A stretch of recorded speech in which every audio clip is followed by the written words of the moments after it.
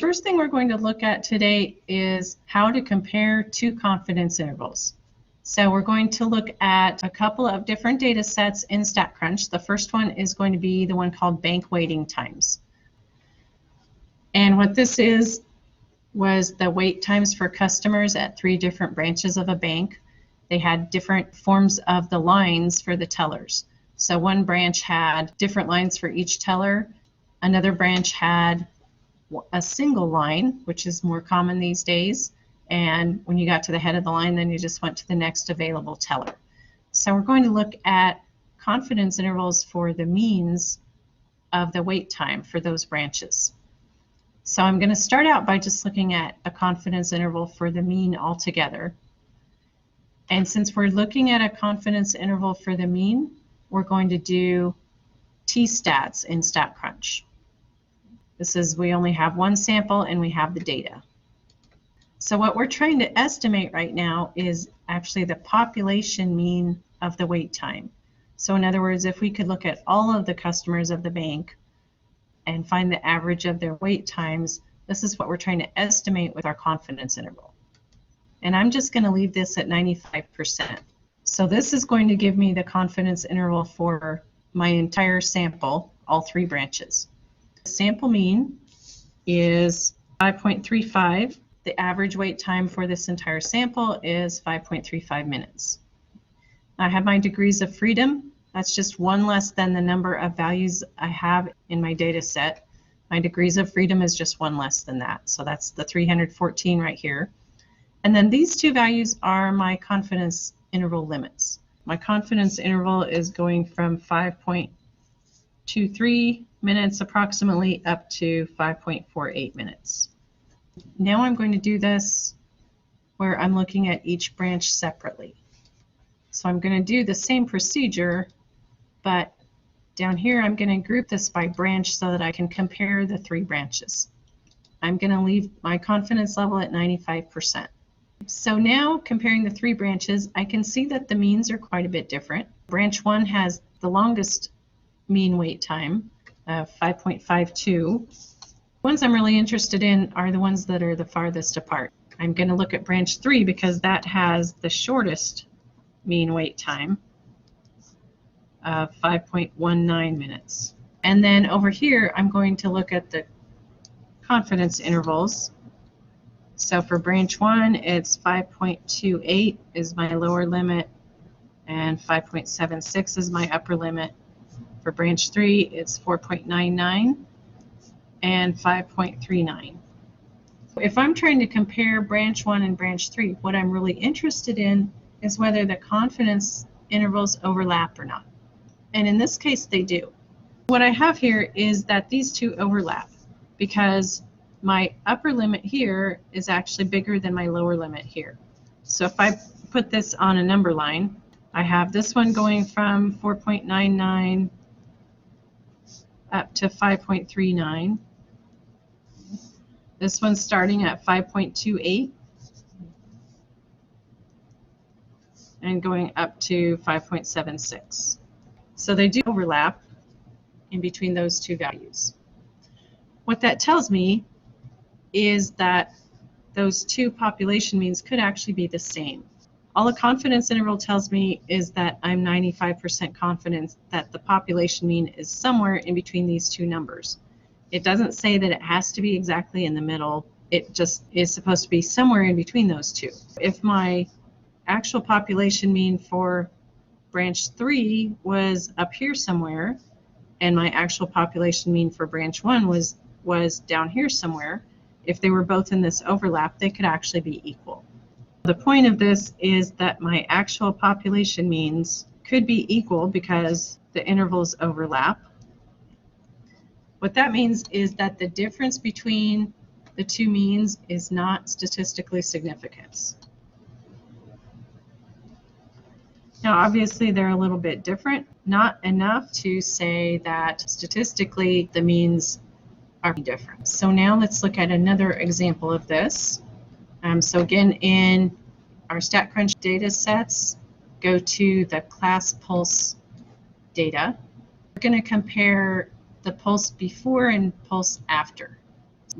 These were some statistics students, I think, that had their pulse measured and then they ran in place for a minute and then they had their pulse measured again. So this was the measurement before they ran and this was the measurement after they ran. What we want to know is there a significant difference between their pulse before they ran and their pulse after they ran. For this one, I'm just going to do the two different confidence intervals, and what I'm trying to estimate is the mean of the two pulses, so the mean of the pulse before and the mean of the pulse after. I'm going to do both of these at the same time, and I'm going to do just a 95% confidence interval.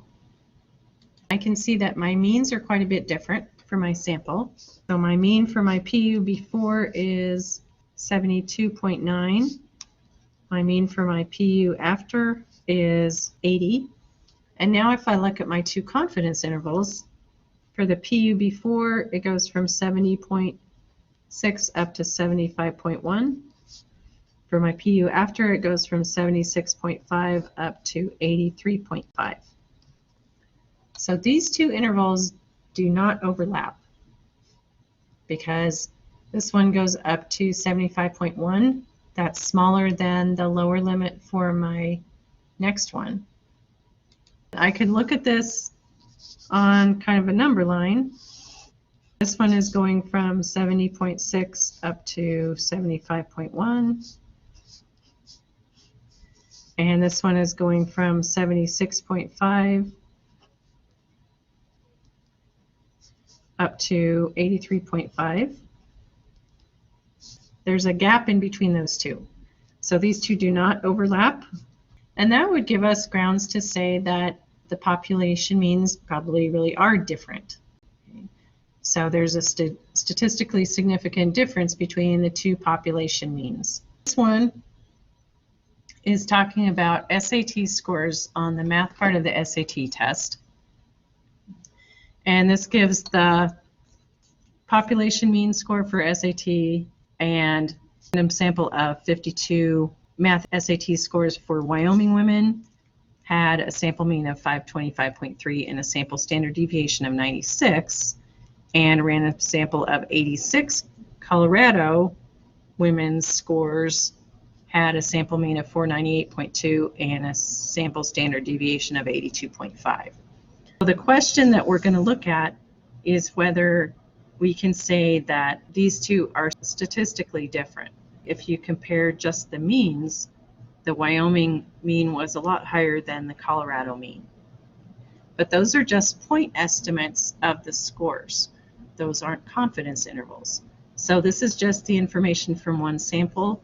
And as some of you saw with your M&Ms, sometimes samples can have a lot of variation. Just taking these two numbers and saying women do a lot better in Wyoming on the math SAT, that's not necessarily true if we're looking at statistics. So what we're going to do is find the confidence interval for each one of these and then compare our confidence intervals and see whether they overlap or not. What we're trying to estimate is the population mean. So we're going to do this for Wyoming women's scores and for Colorado women's scores. For this, we could either do this by hand, and we can also do this in StatCrunch. Since this is a mean, I'm still going to do my t-stats. I'm going to do one sample, but this time I'm going to do it with summary. It's going to ask me for those pieces of information. So the sample mean, 525.3. My sample standard deviation is 96. And my sample size, since it said it was a sample of 52 scores, my sample size is 52. I'm doing a confidence interval, and actually in the problem, just wanted to do a 90% confidence interval. So let's make this 90%. There's my confidence interval for the Wyoming women. That goes from 503.0 up to 547.6. So now I'm going to do that process again. This time I'm going to put in the information for the Colorado women. So my sample mean is 498.2. Sample standard deviation is 82.5. And the sample size for the Colorado women was 86. And I want to make sure and make the confidence level the same for both of these. So this one I'm also going to make it 90%. There's my results for the Colorado women's scores. So I have 483.4 up to 513.0. If my question is whether there's a statistically significant difference between the scores for Wyoming and Colorado, my answer would be no, because my confidence intervals overlap. So since these are overlapping, that means that there's not a statistically significant difference between the two. This is one where you have the two limits of the confidence interval already, and then you're supposed to find the point estimate and the margin of error. If you have something like this, or you're saying, so that means our confidence interval is like this. And if you're talking about either a proportion or a mean, your point estimate is actually just halfway between the two limits of the confidence interval. So to find your point estimate, really all you need to do is find the average of these two numbers. By adding them together and dividing by 2, we get 11.3. So that's our point estimate.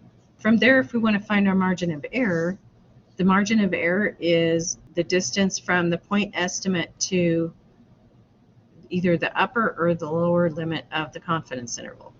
It's also half of the width of the confidence interval, either way that you want to think about it. But since we already found our point estimate, all we would have to do is take that and subtract our lower limit, or take our upper limit and subtract the point estimate. Either way, we'd get our margin of error. That gives us 1.55.